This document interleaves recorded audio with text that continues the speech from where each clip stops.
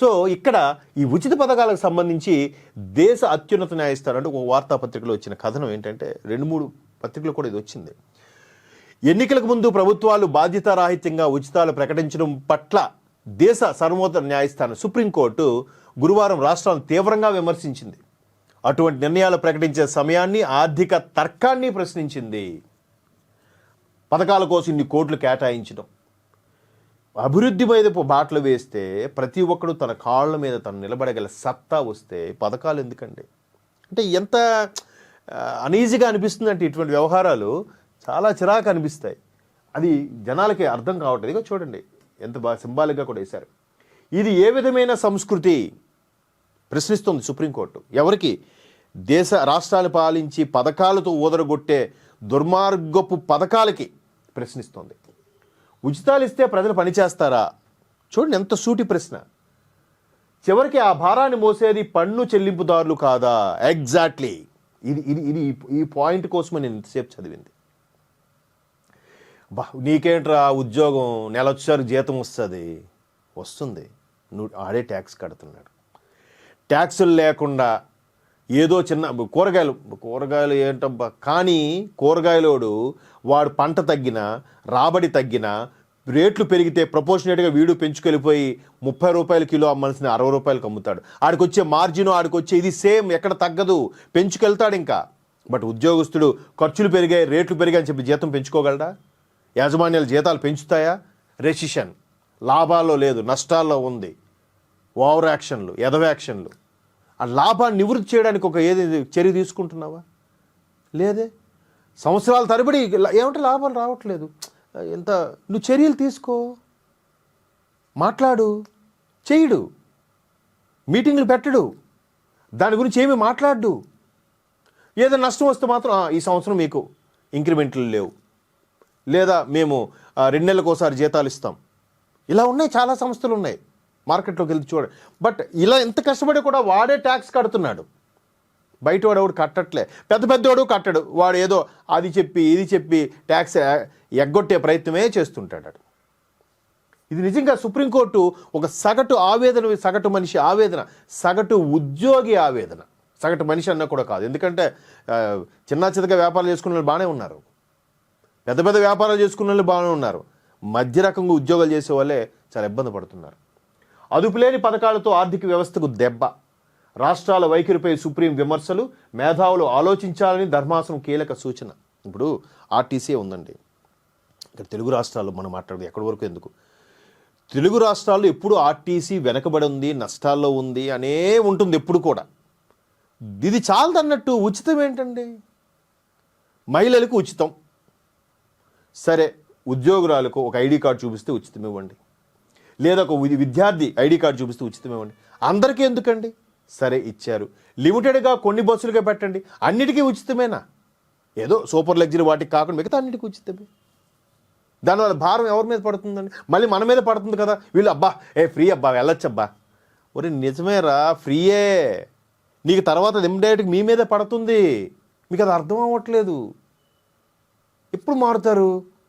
ఒక్కరైనా మాకు ఫ్రీ వద్దు అని ముందుకు వస్తున్నారా? లేదే.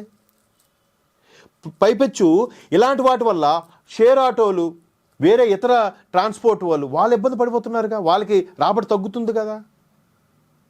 తగ్గినప్పుడు ఏమవుతుంది? సగటు మనిషి ఏదైనా అర్జెంటుగా హాస్పిటల్కు ఎక్కడికి వెళ్ళాల్సి వచ్చినప్పుడు వాడిని అడిగితే వాడు ఒకసారి డబుల్ రేట్ చెప్తున్నాడు. ఎందుకు? వీడికి నష్టాన్ని ఇక్కడ భర్తీ చేసుకోవాలి కాబట్టి ఇక్కడ ఇది చెప్తున్నాడు. అర్థం అవ్వదు. నలుగురితో నారాయణ, గుంపులో గోవిందయ్య. ఒకవేళ ఎవడైనా మాట్లాడితే ఆడన్నిటికీ ఆర్గ్యూ చేస్తాడరా, ఆడన్నిటికీ ఇదేరా నవ్వి ఊరుకోవడం. ఎన్నాళ్ళండి?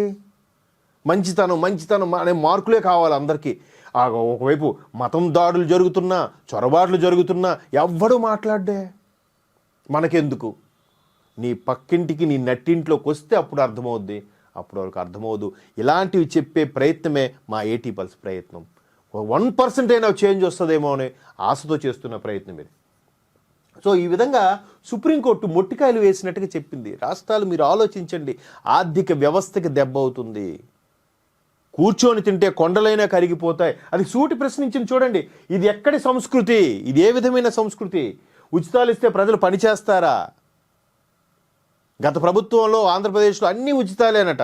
అమ్మ ఒడి, నాన్న ఒడి, గాడిది గుడ్డు అన్నీ పెట్టేసి ఇలా ఇవ్వడం, అటు లెక్కర్ షాప్ ద్వారా డబ్బులు దొబ్బేయడం. ఇచ్చాంగా, ఇచ్చింది రూపాయి, దొబ్బింది 10 రూపాయలు. ఎవరికి అర్థమవుద్ది? అంతే. అదేదో అంటారు చూసారా, పట్టు చీరకుంటే స్పూన్ ఫ్రీ అని. ఆ స్పూన్ ఫ్రీయే చూస్తున్నాడు. పట్టు చీర అంతరా 10,000, స్పూన్ ఎంతరా నాయన 10 రూపాయలు.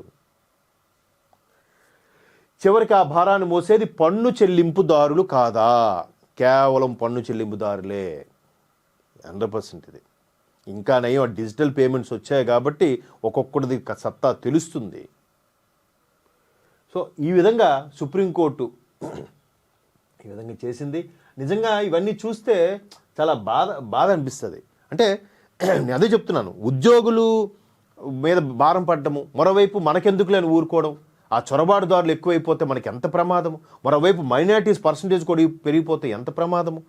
అందరికీ ఒకే రూల్ ఉండాలి కదా. లౌకికపరమైన రాజ్యం, సెక్యులర్ రాజ్యం అని ఒకడికొక రూల్ ఏంటి మళ్ళీ? ఇది ఎక్కడ రాజ్యాంగం? ఎవడైనా ప్రశ్నిస్తే తప్పు.